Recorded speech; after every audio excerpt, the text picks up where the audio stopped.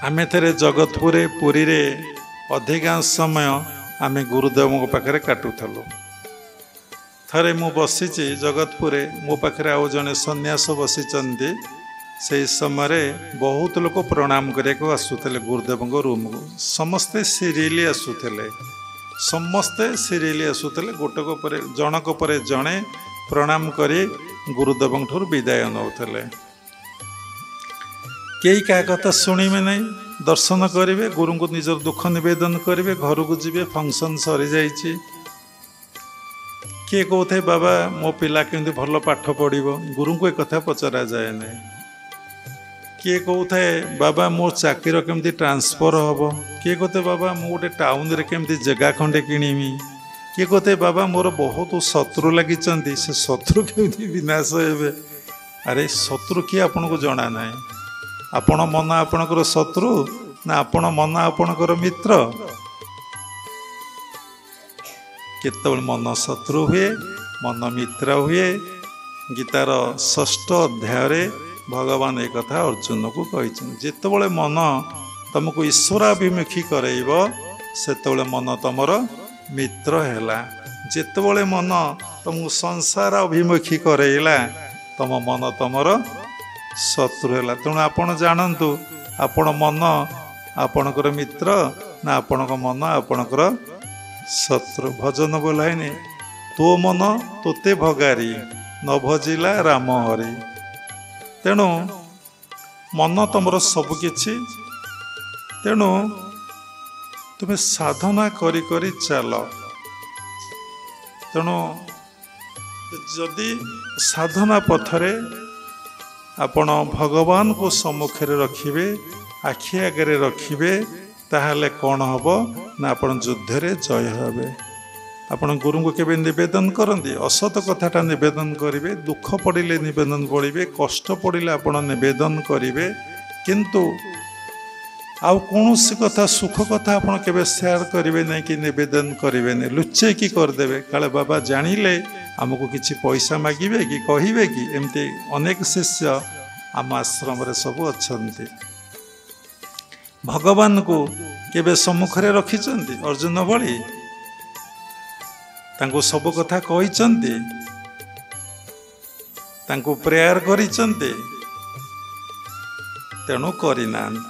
तेणु से लगी ये जीवन युद्ध यात्रा रे आमे कौरव गण जी रखिची सी हूँ पांडव गण पांडव मानकर जय है आमर जय हेनी जय अपराजय कौन आमर मृत्यु हम दुख जंत्रणा कष्ट आम जीवनटा चलीज विजय भगवान को पाइबा राज्य पाइबा आनंद आ प्रेम रे दिवसटी को अतिवाहित करवा।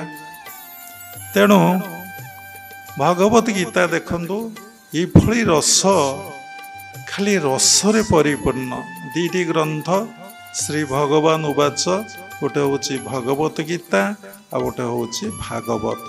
तेणु प्रत्येक हिंदू प्रत्येक दिन गीता और भागवत को पाठ करंतु जीवन बंचिबार शैली जीवन बंचिबार कला जीवन केमती सरस सुंदर आनंद प्रेममय हम ताही भगवत गीतारू आपण पाइपर। तेणु देखंतु महात्मा गांधी प्रत्येक दिन 18 अध्याय गीता को संपूर्ण रूपे पाठ करुले। तेणु आमे प्रत्येक दिन गोटे अध्याय को पाठ करुचे। गुरुदेव आमको कही पुरी आश्रम रे कहले डेली 2टी अध्याय आपण पाठ करेंगे।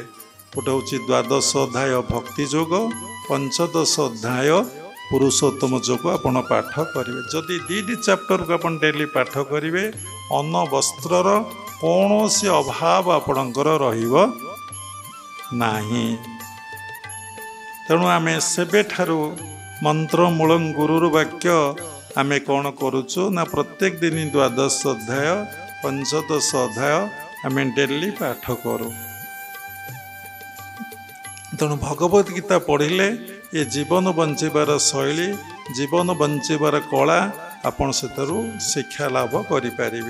तेणु देखंतु 18टी अध्याय प्रत्येक अध्याय गोटे गोटे जुग गोटे गोटे ଯୋଗ।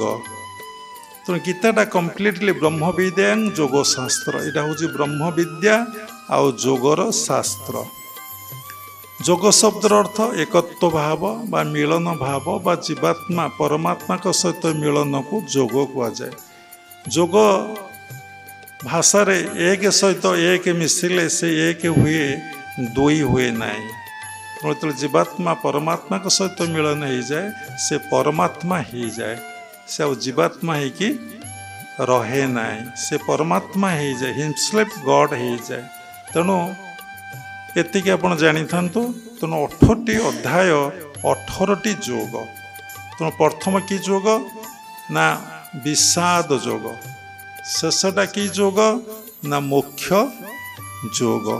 ତେଣୁ ଭଗବାନ କ'ଣ କଲେ ନା ଫାଷ୍ଟ ଆରମ୍ଭ କଲେ କେଉଁଠି ନା ବିଷାଦ ଯୋଗରୁ ଆରମ୍ଭ କଲେ। ଅର୍ଜୁନଙ୍କ ଭିତରେ ବିଷାଦ ଆସିଛି, ମୁଁ କାହିଁକି ଯୁଦ୍ଧ କରିବି, କାହିଁକି ମୋର ଆତ୍ମୀୟ ସ୍ୱଜନକୁ ବଧ କରି ବା ମାରିକି ମୁଁ ରାଜ୍ୟ ପାଇକି କ'ଣ ଲାଭ ପାଇବି। ଭଗବାନ ସେଇଠି ଅର୍ଜୁନକୁ କହିଛନ୍ତି, ହେ ଅର୍ଜୁନ ସବୁକିଛି ବିଧି ନିର୍ଦ୍ଦିଷ୍ଟ। ଆପରେ ଅନେକ ଥର ମହାଭାରତ ଯୁଦ୍ଧ ସରିଯାଇଛି। ତେଣୁ ତୁ ଆସିଛୁ, ମୁଁ ଆସିଛି, ତୋର ଏକଥା ମନେ ନାହିଁ। ଏକଥା ଭଗବାନ ଚତୁର୍ଥ ଅଧ୍ୟାୟରେ ଏକଥା ଜ୍ଞାନ ଯୋଗରେ ସୁନ୍ଦର ଭାବରେ ବ୍ୟାଖ୍ୟା କରିଛନ୍ତି। ଆପଣ ପାଠ କଲେ ନିଶ୍ଚୟ ଭାବରେ ଜାଣିପାରିବେ। ତେଣୁ ତୁ ବ୍ୟସ୍ତ ହନା, ଏ ସବୁ କିଛି ସରିଯାଇଛି, ଯାହା ହବାର ଅଛି ସବୁ କିଛି ସରିଯାଇଛି। ତୁ ନିମିତ୍ତ ମାତ୍ର। ତୁ କାହିଁ ଭାବୁଛୁ ତୁ ସମସ୍ତଙ୍କୁ ମାରିବୁ? ତୁ ମୋ ନିକଟରେ ନିଜକୁ ପୂର୍ଣ୍ଣ ମାତ୍ରାରେ ସମର୍ପଣ କରିଦେ। ତୁ ଦେଖ ସବୁ କାମ ମୁଁ କରୁଛି, ମୋ ବିନା କେହି କିଛି କରୁନାହାନ୍ତି। ଏଇ ଭ୍ରମ ଅର୍ଜୁନକୁ ଯିବା ପାଇଁ ଭଗବାନ 18 ଅଧ୍ୟାୟ ଗୀତା ତାକୁ ବୁଝି ବୁଝି ଲାଷ୍ଟକୁ ମୁଖ୍ୟ ଯୋଗରେ ତାର ସନ୍ଦେହ ଓ ସଂଶୟକୁ ମୋଚନ କଲେ। ତେଣୁ ପ୍ରଥମେ ହେଲା ବିଷାଦ। ବିଷାଦ ନ ଆସିଲେ କାହାର କେବେ ଈଶ୍ୱର ପ୍ରାପ୍ତି ପାଇଁ ବା ଭଗବତ ପ୍ରାପ୍ତି ପାଇଁ ବା ଈଶ୍ୱରାଭିମୁଖୀ ହେବା ପାଇଁ କେବେ ଏ ମନ ଚାହେଁ ନାହିଁ, ଏ ମନ ସହଜରେ ଗ୍ରହଣ କରେ ନାହିଁ। ଯେଉଁମାନେ ଧର୍ମ ଜଗତରେ ପ୍ରବେଶ କରିଛନ୍ତି ସମସ୍ତଙ୍କ ଭିତରେ କ'ଣ ନା କ'ଣ ଗୋଟେ ମାନେ ବିଷାଦ ବିତୃଷ୍ଣା, କ'ଣ ଗୋଟେ ବୈରାଗ୍ୟ ସବୁ ମହାପୁରୁଷ ସବୁ ସାଧୁ ସନ୍ତଙ୍କ ଜୀବନରେ ହିଁ ଆସିଛି। ତେଣୁ ଆପଣମାନେ ଯେଉଁ ବିଳାସ ବେସନ ଭିତରେ ବୁଡ଼ି ରହିଛନ୍ତି, ଟଙ୍କା ପଇସା କୋଠା ବାଡ଼ି ଘର ଦ୍ୱାର ଭିତରେ ରହିଛନ୍ତି, ସେ ସୁଖ କେବେ ସବୁଦିନେ ରହିବ ନାହିଁ। ମଣିଷ ଜୀବନରେ ସୁଖ ଆସେ ଆଉ ଦୁଃଖ ଆସେ। କୌଣସି ଲୋକ ଜୀବନରେ ପରମାନେଣ୍ଟ ସୁଖ ରହିବ ନାହିଁ କି ପରମାନେଣ୍ଟ ଦୁଃଖ ରହିବ। ଦେଖନ୍ତୁ, ଦିନ ହେଇଛି ମାନେ ରାତି ହବ, ରାତି ହେଇଛି ମାନେ ଦିନ ନିଶ୍ଚିନ୍ତ ଆପଣଙ୍କର ହବ। ଶୁକ୍ଳ ପକ୍ଷ ହେଇଛି ମାନେ କୃଷ୍ଣ ପକ୍ଷ ହବ, କୃଷ୍ଣ ପକ୍ଷ ହେଇଛି ମାନେ ଶୁକ୍ଳ ପକ୍ଷ ନିଶ୍ଚିନ୍ତ ଭାବରେ ହବ। ପ୍ରତ୍ୟେକ ଦିନ ଦେଖୁନାହାନ୍ତି କେତେ ଦୁଃଖ ଲାଗୁଛି, କେତେ ସୁଖ ଲାଗୁଛି, କେତେ ଶାନ୍ତି ଲାଗୁଛି, କେତେ ଆନନ୍ଦ ଲାଗୁଛି। ତାର ଡେଫିନେସନ୍ ନେକ୍ସଟ ସତ୍ସଙ୍ଗରେ ଆମେ ଆପଣମାନଙ୍କୁ କହିଥିଲୁ। ପ୍ରତ୍ୟେକ ଦିନ ମନର ଅବସ୍ଥା କେମିତି କେମିତି ହେଇକା ଚାଲିଛି। ତେଣୁ ବିଷାଦ ଆସିଲେ, ଦୁଃଖ ଯନ୍ତ୍ରଣା କଷ୍ଟ ଆସିଲେ ନିଶ୍ଚିନ୍ତ ଭାବରେ ମଣିଷ ଖୋଜେ ଆଉ ଜଣେ କିଏ ଅଛି। ସେ ଜଣକ କିଏ? କିଏ ଅଦୃଷ୍ଟ କହେ, କିଏ ନିୟତି କହେ, କିଏ ଭଗବାନ କହେ, କିଏ ପରମାତ୍ମା ପରମ ବ୍ରହ୍ମ କହନ୍ତି। ଏବଂ କ'ଣ କରେ ନା ତାଙ୍କର ସନ୍ଧାନ ନିଏ, ଗୁରୁଙ୍କର ସାନ୍ନିଧ୍ୟ ଲାଭ କରେ, ସାଧୁ ସନ୍ଥଙ୍କର ନିକଟବର୍ତ୍ତୀ ହୁଏ ଏବଂ ପ୍ରେୟାର କରେ, ପ୍ରଭୁ ଏ ଦୁଃଖ ଯନ୍ତ୍ରଣା କଷ୍ଟରୁ ଆମକୁ ଟିକେ ନିବୃତ୍ତି କରାଇ ଦିଅ। ସେଥିଲାଗି ଗୁରୁ ବା ସାଧୁ କହନ୍ତି, ତୁମେ ଦୀକ୍ଷା ଗ୍ରହଣ କର, ସାଧନା କର, ଈଶ୍ୱରଙ୍କର ନିକଟବର୍ତ୍ତୀ ହୁଅ। ଈଶ୍ୱର କୃପା କଲେ ତମର ନିଶ୍ଚିନ୍ତ ଭାବରେ ଦୁଃଖ ଚାଲିଯିବ। ସାଂଖ୍ୟ ବିଷାଦ ଆସିଲା ପରେ ତମକୁ ସାଂଖ୍ୟ ଯୋଗ ଭଗବାନ ଅର୍ଜୁନ କହିଲେ, ଜ୍ଞାନ କଥା କହିଲେ ବହୁତ ସମୟ ଯିବ। ସମୟ ଆମର ଆମ ପାଖରେ ଏତେ ନାହିଁ। ତେଣୁ ସମୟ ସୁବିଧା ଦେଖି ଅନେକ ସତ୍ସଙ୍ଗରେ ଆମେ ଏ ବିଷୟରେ ଆଲୋଚନା କରିବା। ଲାଷ୍ଟଟା ହେଉଛି ମୁଖ୍ୟ ଯୋଗ। ତେଣୁ କେମିତି ମୁଖ୍ୟ ହେବ କେତେ ଅଧ୍ୟାୟ କହିଲେ, 18ଟା ଅଧ୍ୟାୟ କହିଲେ।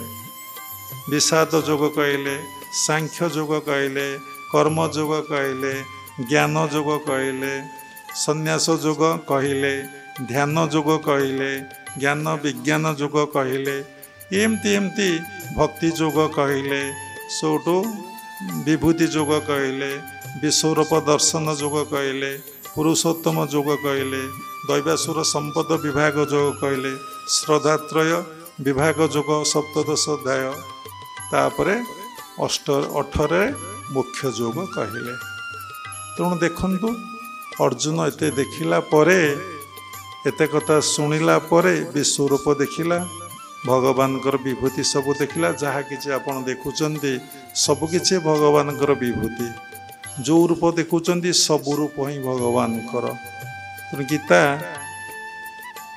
18ଟା ଅଧ୍ୟାୟ, ଏଥିରେ 18ଟା ଅଧ୍ୟାୟରେ କର୍ମଯୋଗ ଉପରେ ଲେଖା ଅଛି, ଜ୍ଞାନ ଯୋଗ ଉପରେ ଲେଖା ଅଛି, ଭକ୍ତି ଯୋଗ ଉପରେ ଲେଖା। 3ଟା ଯୋଗ ଭେରି ଇମ୍ପୋର୍ଟାଣ୍ଟ।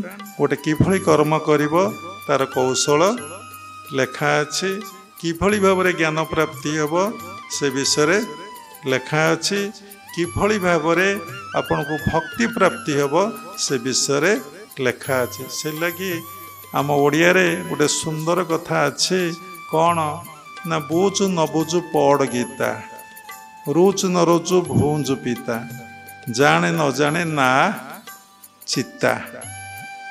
କୁହାଯାଇଛି ବୁଝୁ ନ ବୁଝୁ ପଢ଼ ଗୀତା। ତୁ ବୁଝିପାରେ ନ ବୁଝିପାରେ, ସେ ଗୀତା 3ଟି କୃପା ରହିଛି, ଗୁରୁ କୃପା, ଶାସ୍ତ୍ର କୃପା, ଆଉ କି କୃପା?